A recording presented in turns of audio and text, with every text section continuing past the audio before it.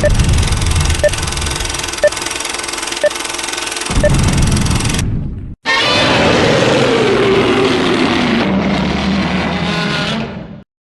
Kaiju fans, welcome back to the Kaiju World Order. My name is MM, and this is Monster of the Week. We're about to talk about a monster that was voted on by members of the Kaiju Hug Box. You can join that server by just following the links in the channel, and I also started adding it to the bottom of the videos. So yeah, go ahead and join up, and you can vote for next week's monster that will be getting a video also. So anyway, this week's monster is actually Goldras. It is my favorite of the Ultramantiga kaiju. I am just a sucker for gold-colored kaiju. I think it's just something that's been imprinted on me since seeing King Ghidorah as a kid.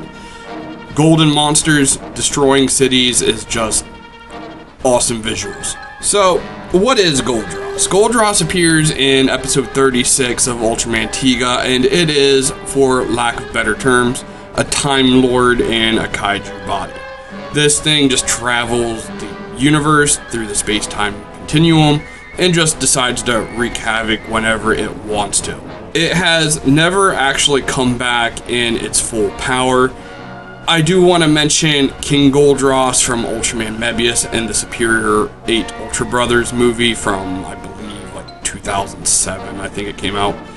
Anyway, so the Goldras in that movie, King Goldras, they're teamed up with other king monsters like King Gessera and King Sylvagon and King Pandon.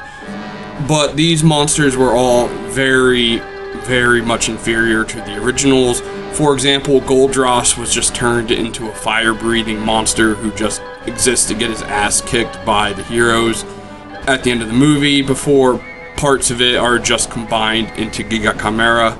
And that's it. So when I'm talking about Goldras here, I am specifically talking about the original from the 1990s, the cool Goldras, this one right here. It was a normal, fine day in Japan until a long-lost ship mysteriously appeared in the middle of Tokyo, and it was also having some sort of seizure, because, you know, that's just a common issue boats have on land. Additionally, a schoolgirl from a whole different time period was found wandering the streets. So, of course, Guts was called in.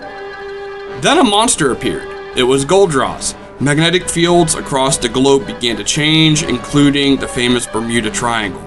Somehow, this thing was directly linked to those space-time continuum anomalies around the planet. The boat, the girl, they were all dropped off by the appearance of the kaiju.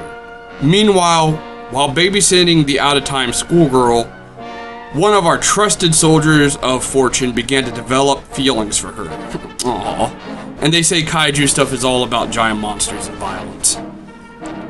In this time storm, Goldras began to drop off tons of missing vehicles. Why? Who knows? Perhaps it was just trying to give humans back some of the stuff it took or found. We'll never know. Guts tried fighting back against the gold monster with their own what the fuck is this science stuff, but of course, it didn't work. So, then it was time to throw some firepower at it. But all their attacks simply pissed it off. It began to deflect their attacks with a shield and send their own attacks back. The battle was quickly over and ended in its favor, until Ultramantiga arrived. The monster and hero began to battle, but when it became clear it didn't possess the raw strength to defeat Ultramantiga, it began to try and retreat. However, Ultraman would have none of it.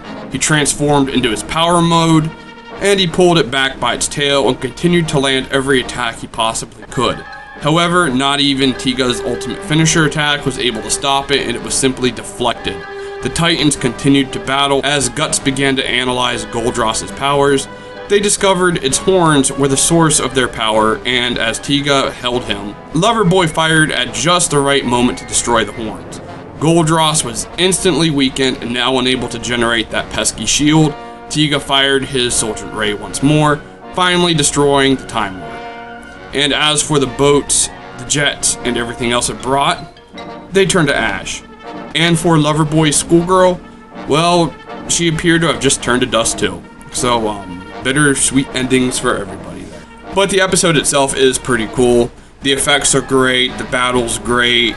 The idea of a monster like this traveling the space-time continuum and just dumping whatever it wants to from time into modern times is a really neat concept that I wish would come back. I would love to see Goldras come back, even if they use the King Goldras suit or design or whatever, because I do think that suit is still floating around. Just give it the actual powers of Goldras in a similar role and would be perfect. I say the same thing for King Sylvegon and Sylvegon himself. Now, when it comes to the merchandise of this thing, there's not a whole lot. I don't believe there's much more even besides this Bandai right here.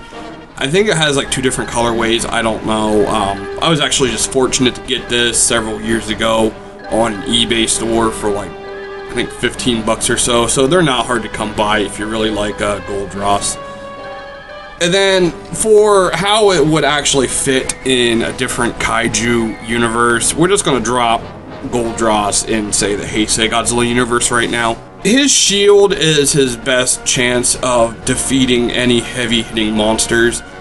Unfortunately, I don't think he's super durable enough to really take a lot of damage. We know he can erect the shield in his front, we know he can erect it in his back. He's pretty much untouchable so long as he can erect that shield. Ultraman had him on the ropes in physical combat, so if you take Ultraman out of that and place someone like, say, Heisei Godzilla against him, someone who doesn't have a time limit, someone who doesn't worry about the surroundings or what's going on with the humans around. So unfortunately in battle, Goldras is a bit more of a troll. His powers are all defensive, the shield, the bolts, the stun flashes, none of them are going to do much to, say, Heisei Godzilla. Sure, you can argue that Guts had to specifically time the shot right in order to destroy his horns, but even if you take that away, Goldras was struggling against Ultraman Tiga, and he kept trying to run away. So even if whoever he's fighting isn't able to actually destroy those horns, if Goldras doesn't have the physical power to actually defeat them, and we know he doesn't have the firepower, he's gonna run away. He's gonna pull a Gigan and just head for the hills, and that's what's gonna land the victory to pretty much anybody he fights. And if you disagree with me or not, that's cool. Feel free to post in the comments. I'm still trying to hit those 500 subscribers, so come on, please hit that like and subscribe. And until next time, Kaiju fans, peace out. And yeah, you get to hear Minya say the same thing. Says you should like and subscribe.